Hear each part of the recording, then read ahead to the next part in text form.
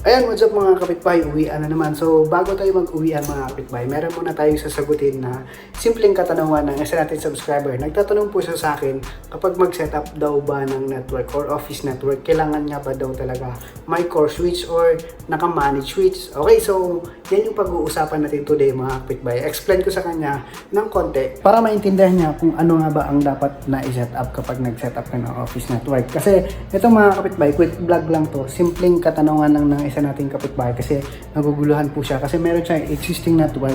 So, ginagaya niya yung mga network natin so hindi niya magawa. Kaya nagtatanong po siya sa akin, kailangan nga ba daw talaga ng isang manage switch sa isang network kapag mag-set up ka ng home office or office network setup. Okay, so ayan, gulo ko, diba? So ayan mga kapitbahay, meron kasing mga scenario yan. Okay, so ipapakita ko sa kanya kung ano yung mga scenario, bakit kailangan mo ng managed switch or bakit kailangan mo ng kahit unmanaged switch lang para mapagana yung network mo. Okay, so let's go mga kapitbahay, pag-usapan natin. Kung bago ka sa channel tsaka gusto mo ng mga ganitong vlog, so don't forget to hit that subscribe, like, and share para masaya. Okay, let's go!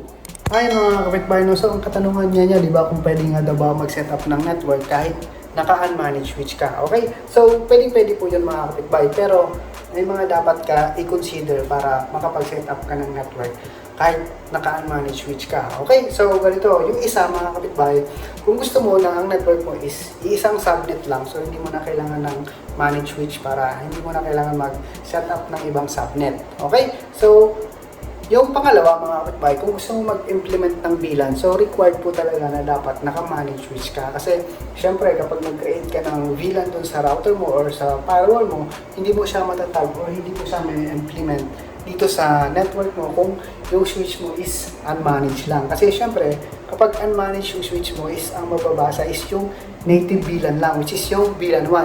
So kapag kahit may VLAN ka dun sa firewall mo tapos yung switch mo is unmanaged, hindi tatagos. Kasi, syempre, nagdi-default, automatic. Kapag tinag mo yung ID, VLAN 1 pa rin ang mababasa niya. So, useless, kahit nag-create ka ng VLAN dun sa firewall mo, wala pa rin, hindi pa rin mababasa. Tapos, kung gusto mo naman na mag-implement na, like, for example, yung HR mo is HR lang yung nagkikitaan or yung admin mo, admin lang yung nagkikitaan, pwede mo yun gawin dun sa VLAN. Okay? Pwede mo yung i-restrict gamit yung VLAN implementation mo. Pwede mo siyang, kung gusto mo sa isang VLAN, ito lang si user na to ang makaka-access dun sa VLAN 1. Itong si user na to is siya lang makaka-access dun sa VLAN 10 or sa isang VLAN, sa isang subnet. So, ang implementation po ng VLAN is maraming benefits. Like for example, bawas ng traffic load or bawas ng congestion. Kasi like for example, dito sa akin, naka-VLAN, so may core switch ako, tapos yung CCTV, yung data, yung voice is magkahiwalay. Iba-ibang subnet po yun. So, ang traffic tuloy-tuloy. Hindi sila nagkagulo-gulo kung saan sila dadaan or kung kanino sila pupunta. Kasi parang ano kasi yan parang may sarili silang daanan kapag ginawa mo siya ng VLAN. Like for example, may isang voice data na magta-travel, papunta doon sa kabilang side, so makikita niya agad, uy, dito ako dadaan sa VLAN 20 kasi naka-assign ito.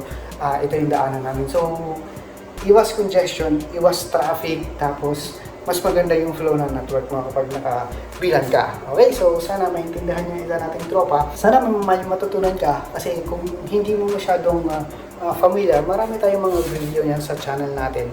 Pwede nyo bisitahin yung channel natin. May mga konting matututunan kayo doon about doon sa mga pag-setup ng network or sa VLAN or sa pfSense or sa mga core switch or sa mga managed switch. Usually, ang ginagamit nating switch is HP, D-Link, TP-Link, or mga iba pa. Bihira lang tayo si Cisco kasi alam naman natin, si Cisco is mahal. So, hindi afford ng company ng mga ganung licenses. So, more in HP tayo. Okay? So, HP, D-Link yan. Yan yung mga switch na mga dinideploy natin dito sa mga branches natin. Saka sa mga ibang sideline po natin, meron tayong mga dinideployan, mostly TP-Link or minsan D-Link. Okay? So, para mas madali i-manage, saka friendly user, tsaka mura. Ayan. So, ayan mga kapitbahay. So, sana nasagot ko yung isang katanungan nyo. Quick video lang ito mga kapitbahay kasi pauwi na. So, let's go. So, ang isa pa, ano pa ba yung isang katanungan? May nagtatanong pa is...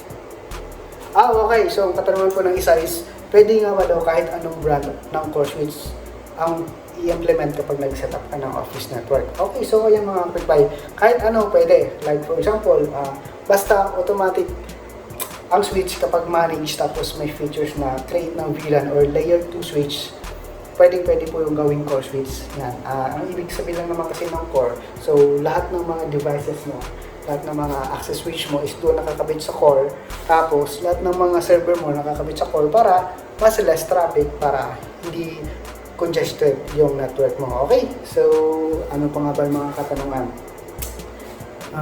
So, sabay-sabay natin mga katanungan. Dami kasi nilang mga nagtatanong, yung mga baguhan lang sa IT. So, mostly, yan lang naman ang mga tanong nila about sa network. Okay, so, mayroon din kasi nagtatanong, ano nga ba daw ang untag, tsaka tag. So, mayroon tayo niyang video mga kapitbahay doon sa D-Link or TP-Link switch natin na how to implement VLAN. May mga video tayo yan. Hanapin nyo lang yung sa channel ko. I-playlist lang nyo, tag vlog. Marami po tayo doon. Meron tayong mga video niyan doon about sa mga untag, or paano nga ba mag-transport ng mga switch or anong HP or anong mga magandang switch. Ayan. So, kung mga budget friendly po ang hinahanap nyo is nire-recommend ko sa inyo kung mga nag-i-start pala yung office nyo or hindi pa ganun kalaki yung mga budget about sa network. So, D-Link po. Napakatibay ng D-Link. Proven and tested ko na po yung D-Link. Dinideploy ko sa mga iba kong sideline. D-Link switch. Meron din nabibiling mga TP-Link switch na manageable na siya. So, pwede ka na mag-create ng VLAN, pwede ka mag-tag ng VLAN, pwede ka mag-implement ng ibang subnet. So, maraming murang pwedeng gawing core switch. Mga nabibili nito sa market natin. Okay? So, meron nabibiling 16 port na manageable switch na TP-Link na sa 3 or 4,000 lang or mas mahigit ng konti. Depende. Kung gigabit, medyo may kamahalan. Pero, mostly naman kasi ngayon ng mga switch is puro gigabit na. Kaya, ayun. So, ayan. Maraming salamat. Saka sana may natutunan kayo. Kung mayroong mga katanungan or mga bago po sa inyo, comment down below po. Willing tayo sumagot para maibigay natin yung mga tips natin or mga konting kaalaman para ma-share ko sa inyo. Okay? So, maraming salamat. God bless. Sana nasagot ko yung katanungan ng isa nating subscriber. Thank you so much. God bless and peace.